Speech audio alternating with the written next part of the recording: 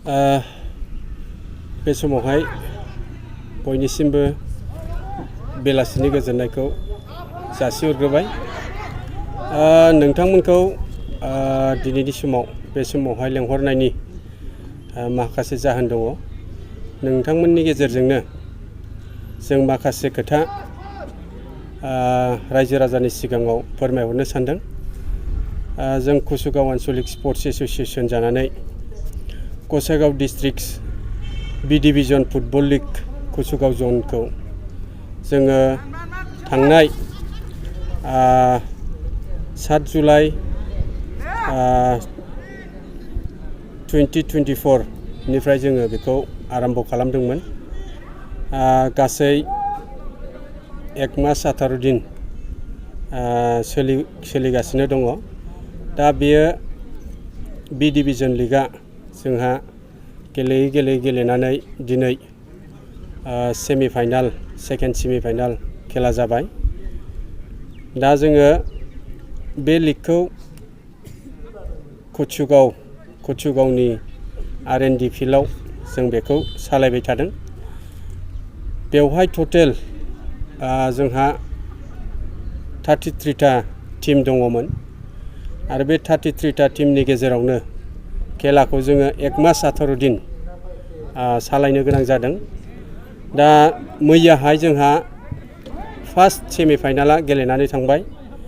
बेवहाय जलेश्वरी जनता club versus देमदेमा मिलन ज्योति क्लाबनि गेजेराव जादोंमोन आरो बे खेलायावहाय जलेश्वरीया 2 गल आरो मिलन ज्योतिया 1 गल। दा बेवहाय जलेश्वरी क्लाबा जनता क्लाबा 2 गल बा 1 गलनि फारागथियाव बिथांमोना देरहासार जानो हादों। दा बिथांमोना फाइनालाव थांबाय आरो जोंहा दिनैहाय सेकेन्ड सेमिफाइनाल हिसाबै जोंहा कुसुगाव ओनसोल क्लाब आरो बिनि गेजेराव दङ जोंहा जुनियर स्पर्ट्स क्लाबनि गेजेरावहाय दिनै सेकेन्ड सेमिफाइनाल जागासिनो दङ। दा नैबेयाव जे सेकेन्ड सेमिफाइनालाव जाय देरहागोन बेनो जनता क्लाब जलेश्वरीनि गेजेराव 25 तारिखआव जोंहा फाइनाल जागोन। दा बेवहाय 25 तारिखआव जिहेतु जोंहा फाइनाला जागोन, बेवहाय जोङो गोबां हाबाफारि लानाय जादों। बेवहाय जोंहा कालचारेल प्रग्रामबो लानाय जादों आरो जोङो बे क्लजिं सेरेमनियाव जे 25 तारिखआव जानो गोनां क्लजिं सेरेमनि, बे क्लजिं सेरेमनियाव जोङो गोबां आलासि लेंहरदों।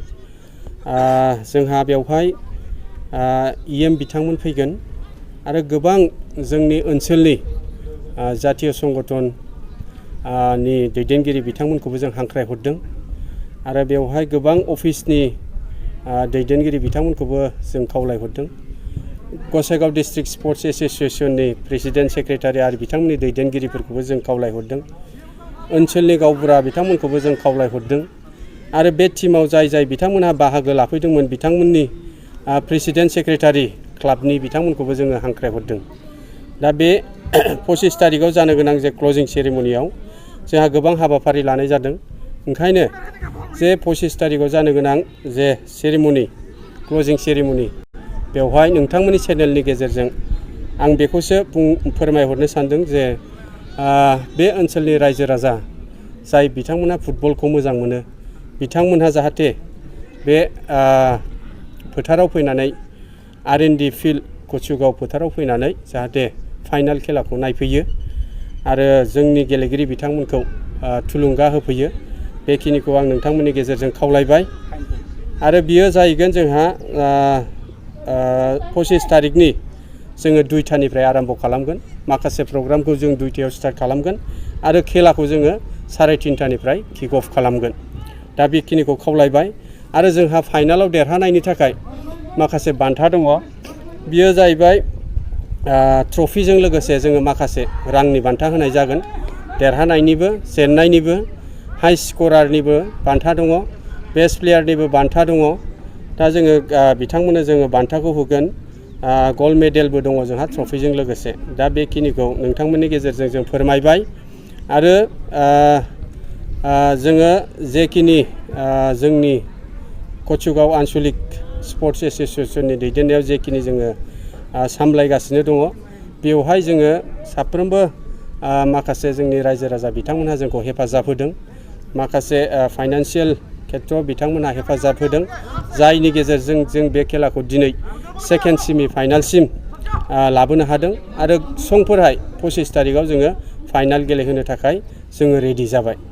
दा फिन खेबसेबाव आं बेखौनो खावलायनो सानदों जाहाथे बे ओनसोलनि रायजो राजा नोंथांमोनहा जाहाथे 25 तारिखनि 2टायाव बेलासिनि 2टायाव फैनानै खेला गेलेगिरि बिथांमोनखौ जाहाथे हेफाजाब होफैयो, थुलुंगा होफैयो आरो खेलाखौ मोजाङै माने सापर्ट होनानै जाहाथे जोंनि मोजां टीम गेलेगिरि बिथांमोना मोजाङै साहस लानानै थुलुंगा मोननानै मोजां गेलेहैयो, बेखिनिखौ खावलायहरबाय।